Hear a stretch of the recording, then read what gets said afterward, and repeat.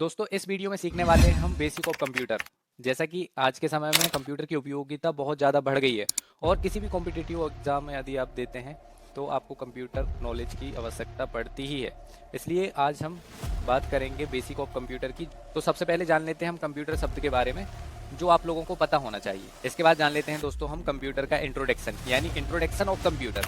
Computer एक स्वचालित तथा निर्देशों के अनुसार कार्य करने वाला इलेक्ट्रॉनिक डिवाइस जो डेटा ग्रहण करता है तथा सॉफ्टवेयर एवं प्रोग्राम के अनुसार किसी परिणाम के लिए डाटा को प्रोसेस, संग्रहित अथवा प्रदर्शित करता है। यानी देखिए, आपको समझ में आया होगा कि कंप्यूटर एक स्वचालित तथा निर्देशों के अनुसार कार्य करने वाला इलेक्ट्रॉनिक डिवाइस, यानी ये एक ऐसी मशीन है, ऐसा यंत्र है जो स्वचालित यानी खुद से चलने वाला डिवाइस है तथा निर्देशों के अनुसार यानी इसको इंस्ट्रक्शंस देने की जरूरत होती है तब जा करके ये काम करता है। यानी कुछ ना कुछ हमें इंस्ट्रक्शंस देंगे कंप्यूटर को, तब जाके कंप्यूटर काम करेगा, खुद से नहीं चलेगा। लेकिन हम जो भी इंस्ट्रक्शंस देते हैं उस हिसाब से कंप्यूटर वर्क करता है। और जो डेटा ग्रहण करता है, ये डेटा भी ग्रहण करता है, इलेक्ट्रॉनिक डिवाइस है। इलेक्ट्रॉनिक डिवाइस यानी बिजली से चलने वाला डिवाइस है। ज्यादातर देखिए आप, अधिकतर जो डिवाइस होते हैं जो बिजली से चलते हैं उनको इलेक्ट्रॉनिक डिवाइस कहा जाता है। इसी प्रकार से कंप्यूटर भी एक क्या है, इलेक्ट्रॉनिक डिवाइस है। इसके बाद है सॉफ्टवेयर एवं प्रोग्राम के अनुसार किसी परिणाम के लिए डाटा को प्रोसेस, संग्रहित अथवा प्रदर्शित करता है। यानी प्रोग्राम के अनुसार, जो भी प्रोग्राम होता है उसके अनुसार ये प्रोसेस संग्रहित यानी दोस्तों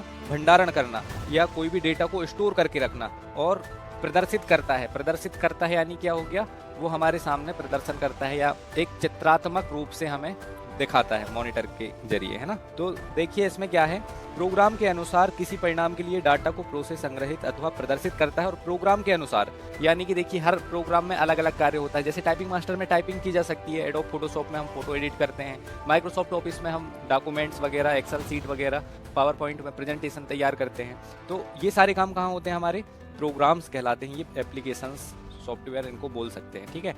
इसके बाद है कंप्यूटर की उत्पत्ति कैसे हुई, इस बारे में हम चर्चा करेंगे। तो देखिए, कंप्यूटर शब्द की उत्पत्ति लैटिन भाषा के कंप्यूट शब्द से हुई है, परंतु कुछ विशेषज्ञों का मानना है कि कंप्यूटर शब्द की उत्पत्ति कंप्यूटर शब्द से ही हुई है। सामान्य दोनों का अर्थ गणना या गिनती करना होता है। जब शुरुआती दिनों में दोस्तों कंप्यूटर का आविष्कार हुआ था, या कहना चाहिए कि एक यंत्र को बनाया गया था, और उस यंत्र को इसलिए बनाया गया था क्योंकि उसमें गणना की जा सके। क्योंकि देखिए बहुत सारा हिसाब किताब होता है और हमें बहुत ज़्यादा टाइम लगता है करने में।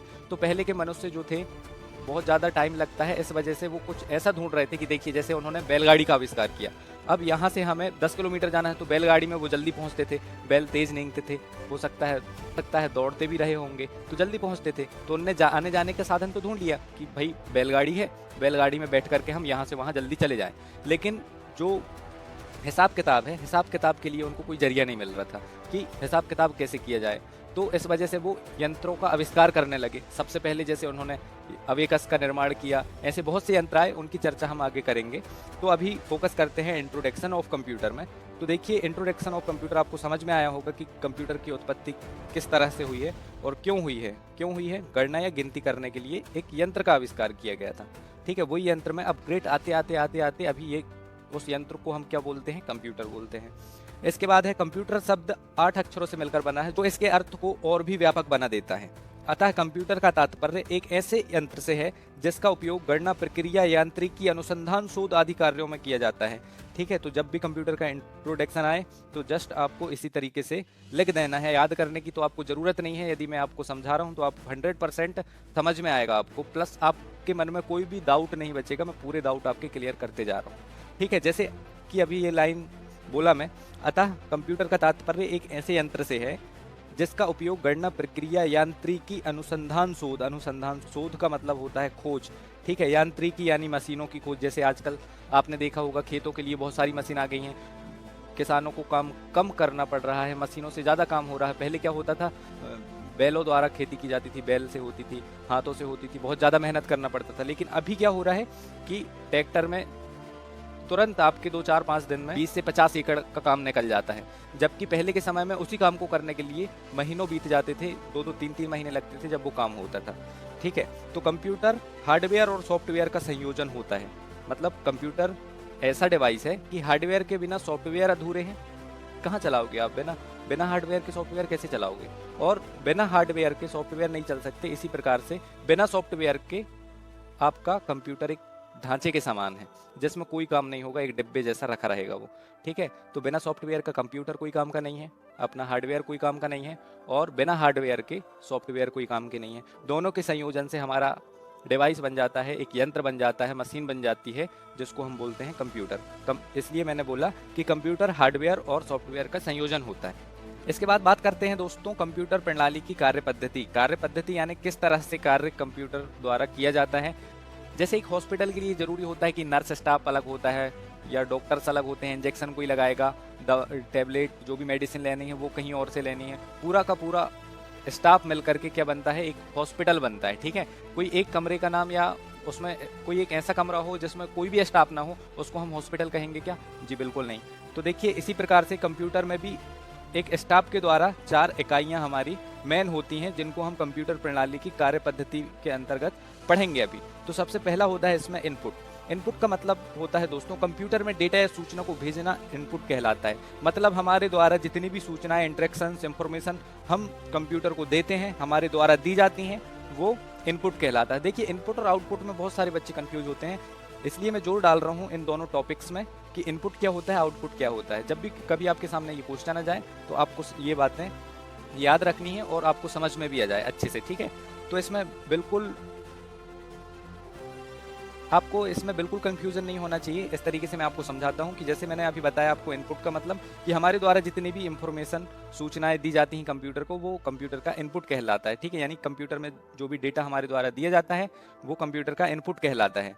इसके बाद है प्रोसेसिंग। दोस्तों प्रोसेसिंग का मतलब क्या होता है? तो सीपीयू कंप्यूटर में भेजे गए डेटा या इंफॉर्मेशन निर्देशों को एग्जीक्यूट करता है। इसका मतलब क्या होता है? कोई भी इंफॉर्मेशन को क्या करता है? एग्जीक्यूट करता है, मतलब उस प्रक्रिया को आगे बढ़ाता है। जैसे मैं आपको एग्जांपल के लिए बोलूं कि 2 इंटू 2 करो तो आप इक्वल टू 4 बोल देंगे, 5 और 5 बोलूं तो आप 10 बोल देंगे, 15 और 15 बोलूं तो आप 30 बोल देंगे। लेकिन मैं जल्दी से बोलूं कि 238 गुणित 512 इक्वल टू क्या होगा, तो आपको काफ़ी टाइम लग जाएगा सोचने में। ठीक है, जो बीच में टाइम लग रहा है उस टाइम को क्या बोलेंगे हम, वो टाइम जो है प्रोसेसिंग का है आपका। ठीक है, कि आप प्रोसेस कर रहे हैं, उस बारे में सोच रहे हैं, उनको कैलकुलेट कर रहे हैं, उसके बाद जब रिजल्ट आएगा तो आप वहाँ पर बता देंगे। ठीक है, तो प्रोसेसिंग का मतलब क्या होता है? जो भी टाइम एग्जीक्यूशन में लगता है, एग्जीक्यूट करने में लगता है कंप्यूटर को, या जैसे आपने देखा होगा कि जब भी हम यूट्यूब चलाते हैं तो ऐसे गोल गोल घूमता है ना, तो हम बोलते हैं नेटवर्क नहीं मिल रहा है, तो उस समय क्या होता है, वो प्रोसेसिंग कर रहा होता है फ़ोन की, वो नेटवर्क की कनेक्टिविटी और जो वीडियो चलना है वो सारी चीज़ों को एग्जीक्यूट करता है उस समय हमारा फ़ोन। प्रोसेसिंग के बाद हमें रिजल्ट प्राप्त हो जाता है। यहाँ देख लेना थोड़ी देर। इसके बाद है दोस्तों आउटपुट। जैसे मैंने इनपुट में बताया, आपको याद दिला दूं कि हमारे द्वारा भेजी गई जितनी भी सूचनाएं, इंफॉर्मेशन, डाटा, सारी चीज़ें जो भी हम कंप्यूटर को देते हैं वो कंप्यूटर का इनपुट कहलाता है। ठीक है, आउटपुट क्या है? यह उपयोगकर्ता ऑपरेटर को रिजल्ट के रूप में संबंधित डेटा उपलब्ध कराता है। ठीक है, तो हमने कंप्यूटर को तो दे दिया, उसके बदले में हमें कंप्यूटर कुछ ना कुछ तो देगा ना। जैसे कि मैंने यहाँ से कीबोर्ड से इंस्ट्रक्शंस दिया कि 5 + 5 इक्वल टू, तो कंप्यूटर उसके आंसर में 10 देगा ना। तो जो हमें कंप्यूटर से प्राप्त होता है वो आउटपुट कहलाता है। जैसे मॉनिटर, देखो इनपुट डिवाइस अलग होते हैं, आउटपुट डिवाइस अलग होते हैं, इसके बारे में हम डिटेल में चर्चा करेंगे, लेकिन एक एग्जांपल के तौर में हम समझ लेते हैं। जैसे कि मॉनिटर एक आउटपुट डिवाइस है। क्यों है आउटपुट डिवाइस? क्योंकि मॉनिटर से हमें हमेशा इंफॉर्मेशन देखने को मिलती हैं, पढ़ने को मिलती हैं, वो हमेशा हमें आउटपुट प्रदान करता है, हमें रिजल्ट शो करता है, हमें रिजल्ट दिखाता है, मतलब कि वो रिजल्ट दे रहा है हमें। ठीक है, तो मॉनिटर क्या हो जाएगा? आउटपुट डिवाइस हो जाएगा। लेकिन कीबोर्ड, दोस्तों कीबोर्ड हमें क्या देता है? हमें कुछ भी नहीं देता, वो तो सीपीयू को इंस्ट्रक्शंस भेजता है। कीबोर्ड कहाँ कनेक्ट होता है? हमारे सीपीयू में कनेक्ट होता है। तो कीबोर्ड में बटन द्वारा हम इंस्ट्रक्शंस देते हैं किसको? कंप्यूटर को। तो वो क्या हो गया? इनपुट डिवाइस हो गया। कीबोर्ड क्या हो गया? Input device. मॉनिटर क्या हो गया? Output device. इसके बाद मेन पार्ट आता है दोस्तों स्टोरेज का। स्टोरेज ना हो तो कंप्यूटर बिल्कुल डिब्बे के समान है। अब देखो कोई भी डेटा, इंफॉर्मेशन हो, नेट एक्सेस हो, कुछ भी हो, स्पेस की आवश्यकता पड़ती है, कहीं ना कहीं तो रहेगा ना। जैसे इस पूरे ब्रह्मांड में, पूरी धरती में यदि एक छोटा सा तिनका भी है तो उसके लिए भी कोई ना कोई स्पेस तो होगी जब वो तिनका वहाँ पर रखा जाएगा। इसी तरीके से कंप्यूटर में भी स्पेस की जगह की ज़रूरत होती है, स्पेस की ज़रूरत होती है। तो देखो स्टोरेज में क्या है, कैसे समझ सकते हैं हम स्टोरेज को? एक खाली स्पेस होता है जिसमें हम, जैसे आप मोबाइल यूज़र तो पक्का होंगे या फिर मोबाइल तो चलाते ही होंगे नॉर्मली, आजकल तो सभी के पास मोबाइल होता है। ठीक है, तो जैसे हम उसमें सेल्फी लेते हैं, एक फ़ोटो क्लिक करते हैं, वो कहाँ रहती है? हमारी गैलरी में रहती है। हम आपसे पूछा जाएगा आपकी फ़ोटो कहाँ है, आप बताएंगे गैलरी में है, लेकिन एक्चुअल में वो गैलरी में नहीं, आपके स्टोरेज में होती है। ठीक है। कोई भी वीडियो हो गया, सॉन्ग या कुछ भी डाटा, कोई डॉक्यूमेंट्स हो, पीडीएफ हो, कुछ भी हो, वो कहाँ पर रहता है? स्टोरेज में रहता है। ठीक है। इसको और भंडारण क्षमता भी कहा जाता है। ठीक है। तो ये एक कंप्यूटर की विशेषता भी हो जाती है कि इसमें विशाल भंडार हम संचित करके रख देते हैं। तो ये कंप्यूटर की विशेषताएं मैं आपको बताऊंगा, एक्सप्लेन करूंगा, डिटेल में बात करेंगे इसके बारे में। तो अभी आप इतना समझिए कि स्टोरेज क्या होता है। स्टोरेज कोई भी मीडिया फाइल को संग्रहित करके या स्टोर करके रखता है, कोई भी प्रोग्राम को स्टोर करके रखता है, सॉफ्टवेयर को स्टोर करके रखता है, या जो कंप्यूटर में विंडोज़ होती है, विंडो को भी स्टोरेज करके रखता है। अब देखो, स्टोरेज ना हो तो विंडो कहाँ रखोगे आप? हवा में तो नहीं रख सकते। ठीक है। तो एक बार रिवाइज कर लेते हैं। हमने पढ़ा भी इनपुट, प्रोसेसिंग, आउटपुट और storage. Input, output, processing, storage, ये क्या है? हमारी कंप्यूटर की कार्य पद्धति है। ठीक है, कि कैसे कंप्यूटर कार्य करता है। सबसे पहले इनपुट लेता है, उसके बाद प्रोसेसिंग करता है, उसके बाद आउटपुट रिजल्ट हमें शो करता है, उसके बाद ये स्टोर करके रख सकते हैं हम उसमें, स्टोरेज। ठीक है। मैं बहुत जल्दी जल्दी और फास्ट तरीके से आपको कंप्यूटर की विशेषताएं समझा देता हूं। आपको बिल्कुल 100% समझ में आने वाली है, बस आप थोड़ा पेशेंस बनाए रखें और वीडियो को अंत तक देखें। सबसे पहली विशेषता होती है दोस्तों गति। देखिए, कंप्यूटर की गति बहुत तेज है, इसमें कोई शक नहीं है। कंप्यूटर 1 सेकेंड में लाखों गणनाएं कर सकता है। कंप्यूटर की गति दोस्तों हर टच से मापा जाता है। जैसे हम सब्जी को किलो में मापते हैं, तेल को लीटर में मापते हैं, इसी तरीके से कंप्यूटर की गति को हर्ट्ज से मापा जाता है। वर्तमान समय में कंप्यूटर प्रोसेसर की गति गीगाहर्ट्ज तक पहुंच गई। यदि कंप्यूटर किसी निर्देश के क्रियान्वयन में 1 सेकेंड का समय लगाता है तो उसकी गति 1 हर्ट्ज होगी। इसके बाद है दोस्तों एक्यूरेसी। क्या गजब की शुद्धता है कंप्यूटर में। एक घड़ी मनुष्य गलत हो सकता है लेकिन कंप्यूटर नहीं। तो कठिन से कठिन प्रश्न का बिना किसी त्रुटि, एरर के परिणाम प्रदर्शित करता है। गणना के दौरान यदि कोई त्रुटि पाई भी जाती है, त्रुटि का मतलब हो गया दोस्तों गलती। गणना के दौरान यदि कोई गलती पाई भी जाती है तो वह प्रोग्राम या डेटा में मानवीय गलती के कारण होती है। हमारे द्वारा गलती की जाती है जब कंप्यूटर से गलती होती है। ठीक है। इनपुट में गलती होगी तो आउटपुट भी आपको कैसा मिलेगा? गलत मिलेगा। जैसे कर्म करोगे वैसा फल मिलेगा, एक कहावत भी है पुरानी। इसके बाद इसको ज़्यादा समझाने की ज़रूरत नहीं है, ये आप बिल्कुल हिंदी में मैंने आपको बोला तो आपको समझ में आ गया होगा। इसके बाद तीसरी विशेषता देखते हैं हम। तीसरी विशेषता है दोस्तों हमारी स्टोरेज कैपेसिटी, यानी कि भंडारण क्षमता। कंप्यूटर अपनी मेमोरी में सूचना का विशाल भंडार संचित कर सकता है, बहुत सारी चीज़ों को स्टोर करके रख सकता है। इसके अलावा उपकरणों एवं प्रोग्राम के भंडार की क्षमता अधिक होती है। बहुत सारे प्रोग्राम हम इंस्टॉल करते रहते हैं, डिलीट करते रहते हैं, कोई कमी नहीं होती स्टोरेज की। बहुत हाई लेवल के स्टोरेज डिवाइस आ रहे हैं आजकल टीबी पीबी में। ठीक है, टेराबाइट पेटाबाइट में। कंप्यूटर के बाहर एक्सटर्नल मेमोरी तथा कंप्यूटर के अंदर की मेमोरी को इंटरनल मेमोरी कहा जाता है दोस्तों। और मेमोरी के बारे में हम जब एक टॉपिक ही बनाऊंगा मैं मेमोरी के बारे में, जिसमें हम सारी मेमोरी, काफ़ी लंबा वीडियो चला जाएगा, इसलिए मैं यहाँ पर ज़्यादा डिफाइन नहीं करता इसको। आगे बढ़ते हैं। मेमोरी मतलब स्टोरेज आप समझ जाइए। जो कंप्यूटर के अंदर की मेमोरी होती है उसको इंटरनल मेमोरी कहेंगे। इंटरनल, इन मीन्स अंदर। इसके बाद जो बाहर की मेमोरी होती है उसको हम एक्सटर्नल मेमोरी कहते हैं। Internal memory and external memory, अर्थात कंप्यूटर में प्रयुक्त मेमोरी को डाटा, सूचना और निर्देशों के स्थायी भंडार के लिए प्रयोग किया जाता है। चूंकि कंप्यूटर में सूचनाएं इलेक्ट्रॉनिक तरीके से संग्रहित की जाती हैं, अतः सूचना के समाप्त होने की संभावना कम रहती है। अब देखो, हम जैसे कोई बोले कि आपको कमरे को भरना है तो आप क्या करेंगे? तकिया ला के रख देंगे, बहुत सारी चीज़ें ला के रख देंगे, ब्रंच ला के फेंक देंगे उसमें, तो कमरा आपका भर जाएगा। ठीक है। लेकिन क्या कंप्यूटर में जो स्टोरेज होता है, जो जगह होती है, जो स्पेस होता है, उसको आप ऐसे भर सकते हैं कि हाथों से ये इमेज लाओ, उसके अंदर फेंक दो, ये कुछ भी सामान उठाया आपने और फेंक दिया कंप्यूटर के ऊपर, तो वो क्या कंप्यूटर के स्टोरेज में चली जाएगी?